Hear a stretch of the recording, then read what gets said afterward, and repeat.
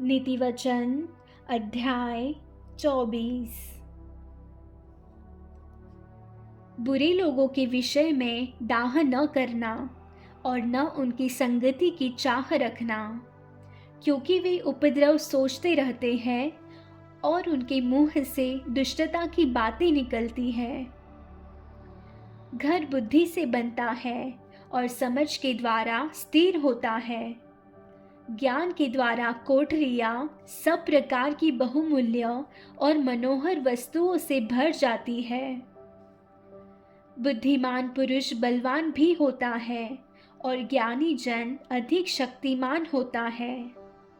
इसलिए जब तू युद्ध करे तब युक्ति के साथ करना। विजय बहुत से मंत्रियों के द्वारा प्राप्त होती है। बुद्धि इतने ऊंचे पर है कि मूढ़ उसे पा नहीं सकता। वह सभा में अपना मुंह खोल नहीं सकता। जो सोच विचार की बुराई करता है उसको लोग दुष्ट कहते हैं। मूर्खता का विचार भी पाप है और ठट्टा करने वाले से मनुष्य घृणा करते हैं। यदि तू विपत्ति के समय साहस छोड़ दे तो तेरी शक्ति बहुत कम है। जो मार डाले जाने के लिए घसीटे जाते हैं उनको छुड़ा, और जो घात किए जाने को है उन्हें मत पकड़ा। यदि तू कहे कि देख मैं इसको जानता न था, तो क्या मन का जांचने वाला इसे नहीं समझता? क्या तेरे प्राणों का रक्षक इसे नहीं जानता? और क्या वह हर एक मनुष्य के काम का फल उसे न देगा? हे मेरे पुत्र, तू मधु खा, क्योंकि वह अच्छा है, और मधु का छत्ता भी, क्योंकि वह तेरे मुंह में मीठा लगेगा। इसी रीति बुद्धि भी तुझे वैसी ही मीठी लगेगी। यदि तू उसे पा जाए तो अंत में उसका फल भी मिलेगा और तेरी आशा न टूटेगी। हे दुष्ट, तू धर्मी के निवास को नष्ट करने के लिए घात में न बैठ और उसके विश्राम स्थान को मत उजाड़, क्योंकि धर्मी चाहे 7 बार गिरे तो भी उठ खड़ा होता है, परंतु दुष्ट लोग विपत्ति में गिरकर पड़े ही रहते हैं।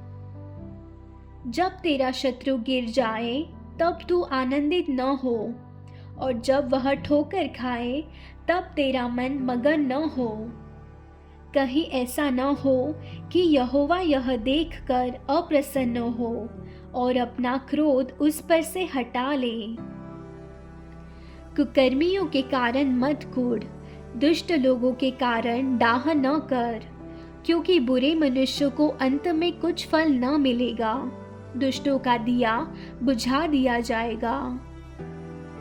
हे मेरे पुत्र, यहोवा और राजा दोनों का भय मानना और बलवा करने वालों के साथ न मिलना, क्योंकि उन पर विपत्ति अचानक आ पड़ेगी, और दोनों की ओर से आने वाली विपत्ति को कौन जानता है।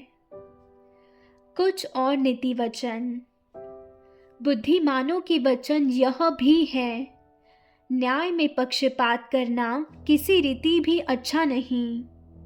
जो दुष्ट से कहता है कि तू निर्दोष है, उसको तो हर समाज के लोग शाप देते और जाति जाति के लोग धमकी देते हैं। परंतु जो लोग दुष्ट को डांटते हैं उनका भला होता है, और उत्तम से उत्तम आशीर्वाद उन पर आता है।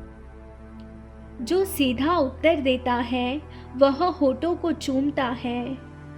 अपना बाहर का कामकाज ठीक करना और खेत का काम तैयार कर लेना, उसके बाद अपना घर बनाना। व्यर्थ अपने पड़ोसी के विरुद्ध साक्षी न देना और न उसको फुसलाना। मत कह, जैसा उसने मेरे साथ किया वैसा ही मैं भी उसके साथ करूँगा, और उसको उसके काम के अनुसार बदला दूंगा। मैं आलसी के खेत के पास से और निर्बुद्धि मनुष्य के दाख की बारी के पास से होकर जाता था, तो क्या देखा कि वहाँ सब कहीं कंटीले पेड़ भर गए हैं और वह बिच्छू पौधों से ढक गई है और उसके पत्थर का बाड़ा गिर गया है। तब मैंने देखा और उस पर ध्यानपूर्वक विचार किया। हाँ, मैंने देखकर शिक्षा प्राप्त की। छोटी सी नींद, एक और झपकी, थोड़ी देर हाथ पर हाथ रख के और लेटे रहना। तब तेरा कंगालपन डाकू के समान और तेरी घटी हथियारबंद मनुष्य के समान आ पड़ेगी। आमीन।